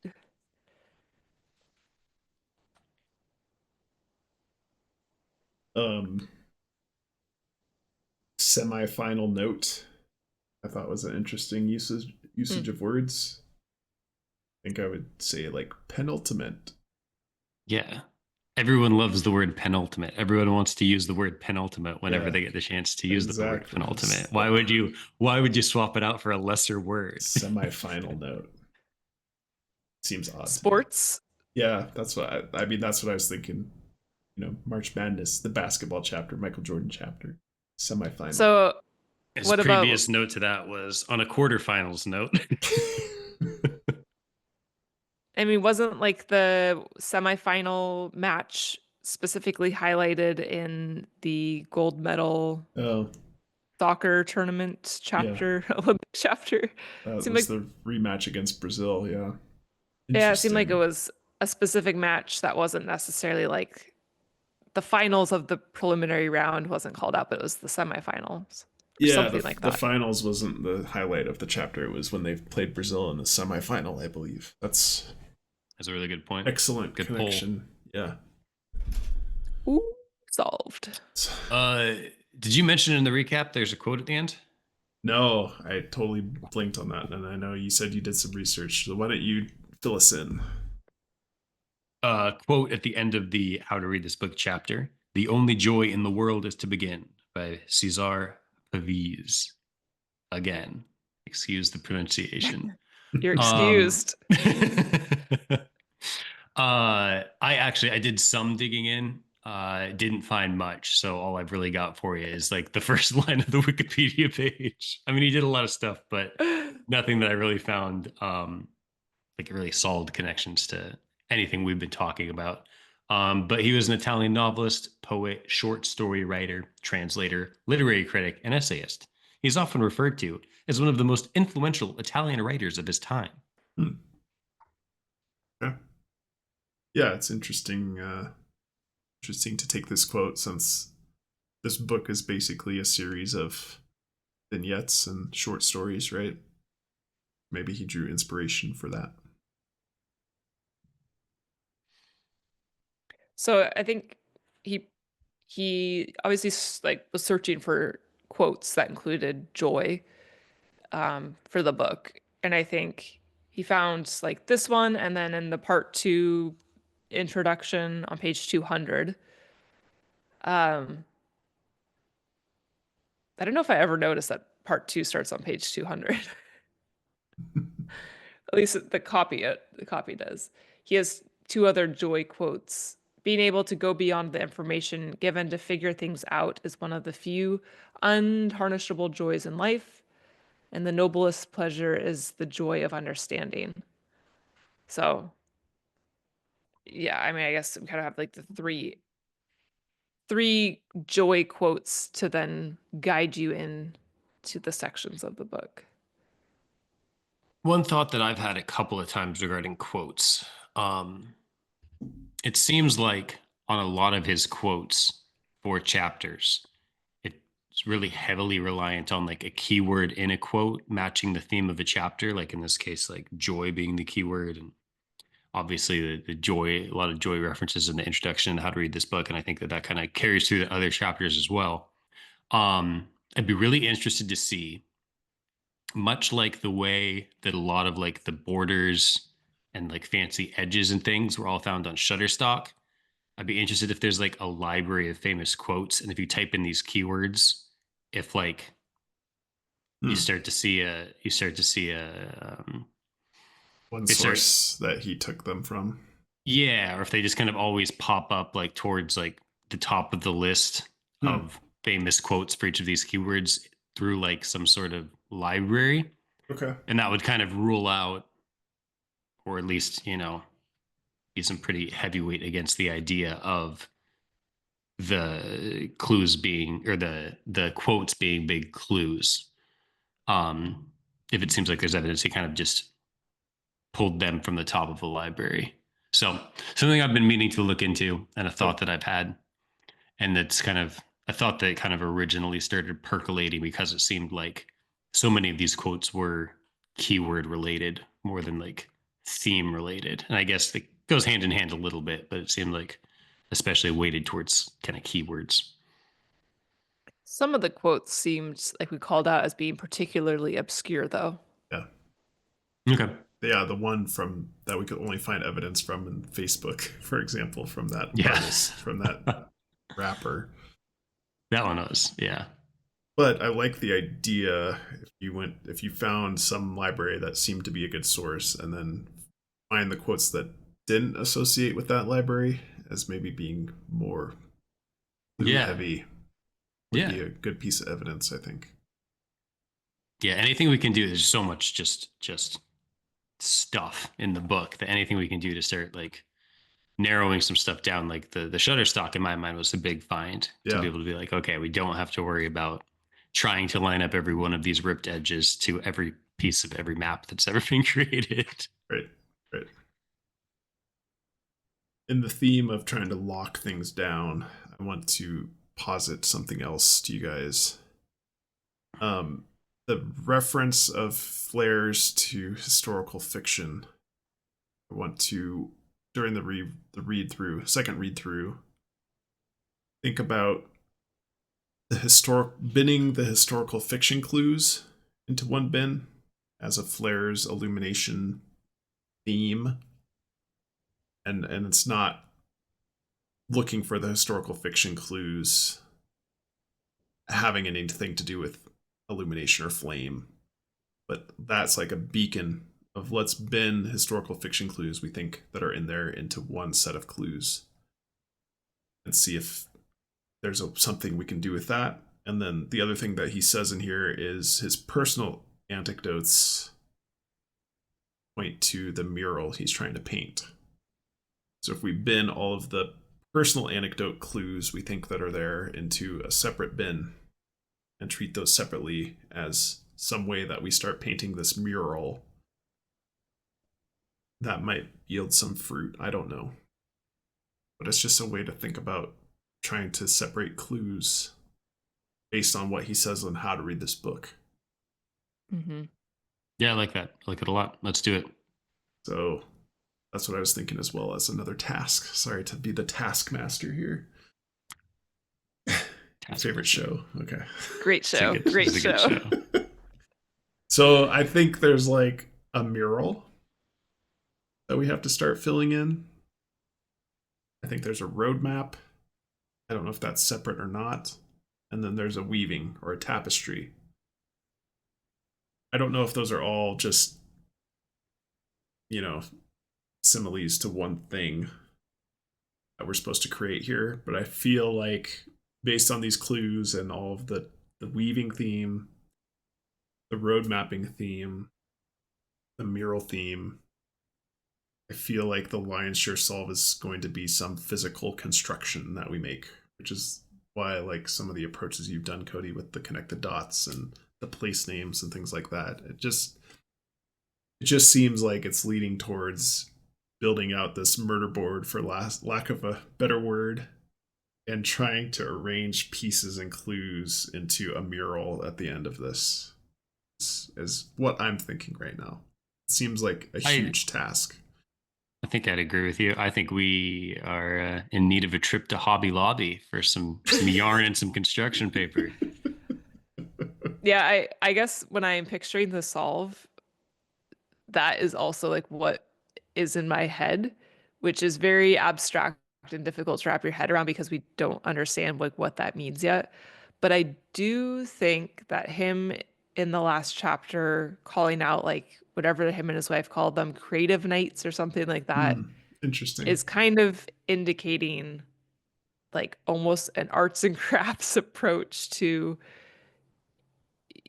it. It goes with the theme of the book too, like get off your device, like get away from your screen, Build and maybe it's something. something hands-on. I mean, he even told us that for the Forrest Fenn hunt, he had a map on a styrofoam board and was pinpointing. So to him, like that, a treasure hunt is like a tangible, Hmm. get your hands in it type of thing. Um, yeah, I picture, I'm picturing a physical map. I think all of these things come together as one, like almost different layers, or like if lines are crossing, then maybe it's like a mosaic where you have to fill in a certain color within, and then it kind of creates this larger mural, something like that. I think it all comes together to a physical outcome.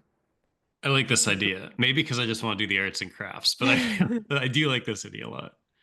We're gonna end up going boots on the ground, carrying a big pinata.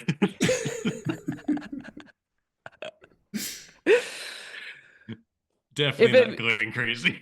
it becomes three-dimensional, we have gone way off the deep end. Well, I don't know. We have the arc.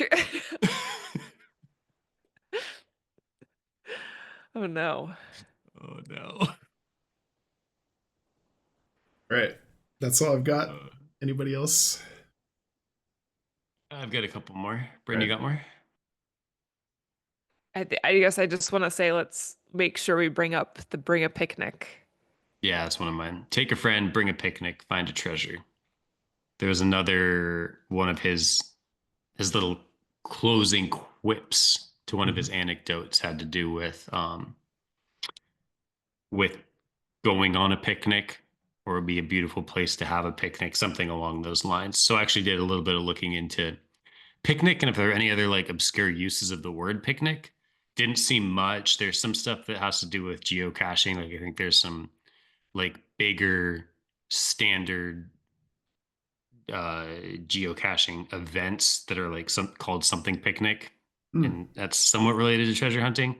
I don't know. I was a tough time buying that. I was more hoping there was like a old English word that picnic meant something different, like some old English or something, because it kind of seems like that kind of word, right? A picnic. But I don't know. It could also just be that you're like in a picnicky area or picnic mountain. Hmm. Any Just keyword, casual. I put a keyword in front of the word mountain, and that's where I'm looking. Joy Mountain, Picnic Mountain, It's going to be clever. Quilt Mountain.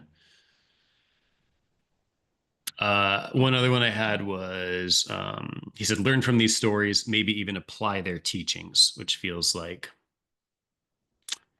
it's kind of something I started doing off the bat or attempted to start doing off the bat because remember there was such a heavy emphasis on the subtitles of each chapter, which Right. basically is pretty synonymous with the teachings of that chapter.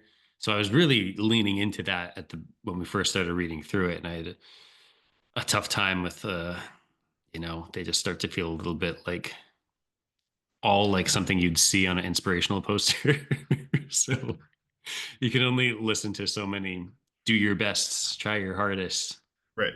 keep That, your eyes open before you're just like, all right, this isn't really narrowing me down on much. So right.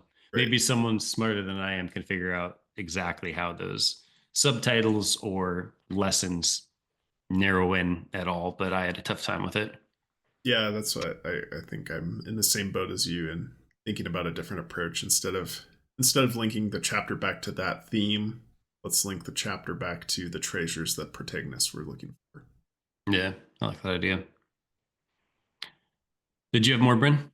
Mm. Then I'll do a real quick something I alluded to earlier in the episode. I just want to run through. I think I got like 5 or 6 what I call heavily referenced direction quotes, Right. where he's kind of giving us specific direction or clarification on things that I think we have.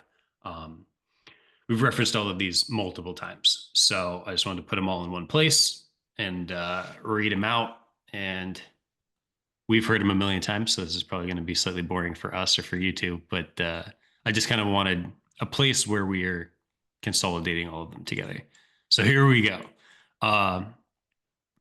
First one, he's speaking of the 4 part 2 boxes. To help you locate these boxes, I wrote 4 chapters. Each of these 4 chapters is dedicated to one box. It contains the clues and information you will need to find it. Then, reiterated a few pages later, he says, and remember, the 4 chapters in part 2 of this book contain primarily all you need to discover the location of the other 4 treasure boxes. Then, speaking of the lion's share box, he says, the clues and hints that will lead you to finding its hiding place may be found anywhere inside this book. And then again of the lion's box a little bit later, he says, and almost every chapter in part 1 of this book offers at least one important detail to help guide you to the location of the largest box. Reiterates that again, as I mentioned before, almost every chapter of the first 23 includes at least some morsel of information helpful for finding the location of the largest treasure box. And he says, also, if you find a topic or story captivating or intriguing and your instinct is to research further, I invite you to do so. It's not outside the realm of possibility. That was my exact intention. He says, you don't have to be a genius to solve the location of any treasure box. At least I don't think you do. I'm not a genius, so creating some complex cipher or grand secret code is beyond my scope.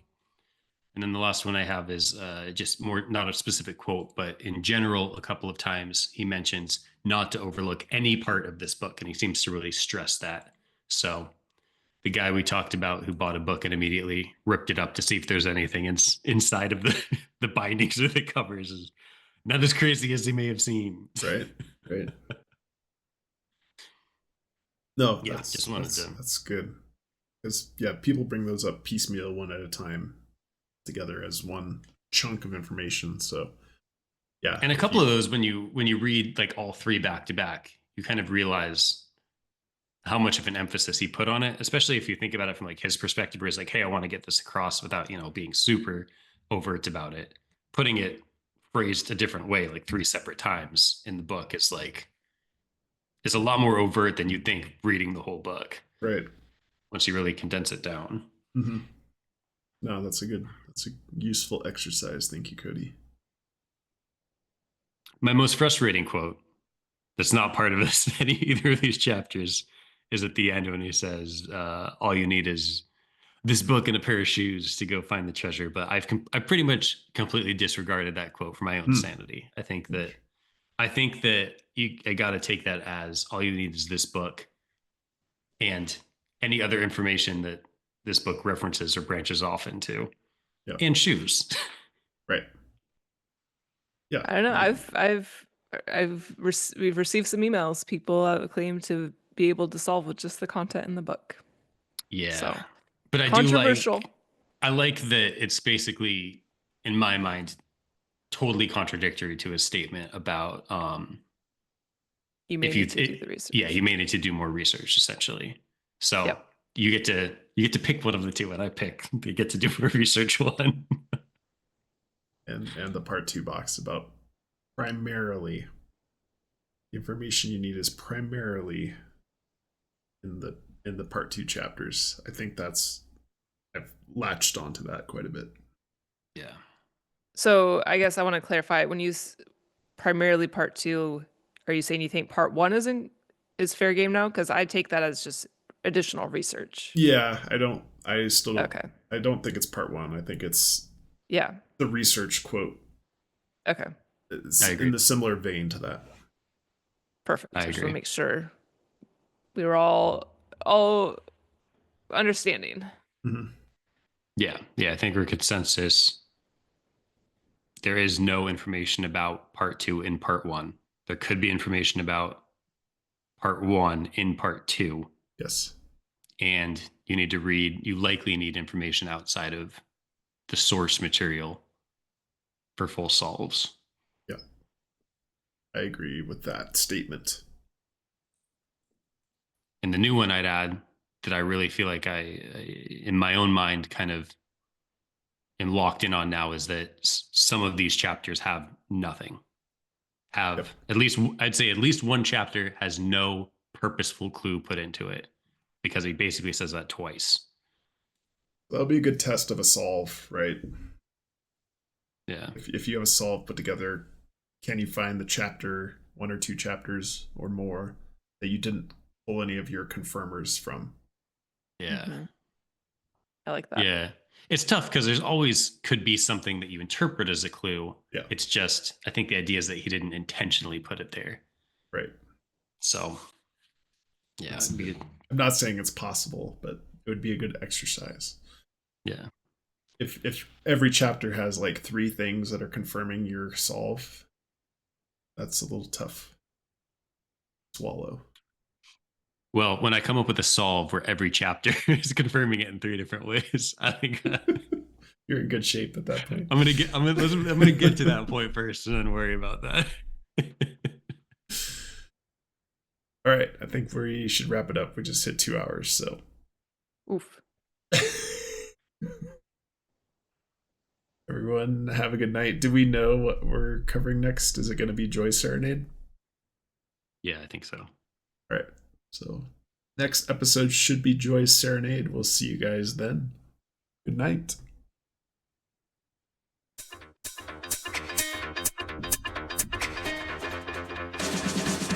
Searching for clues, let's find you.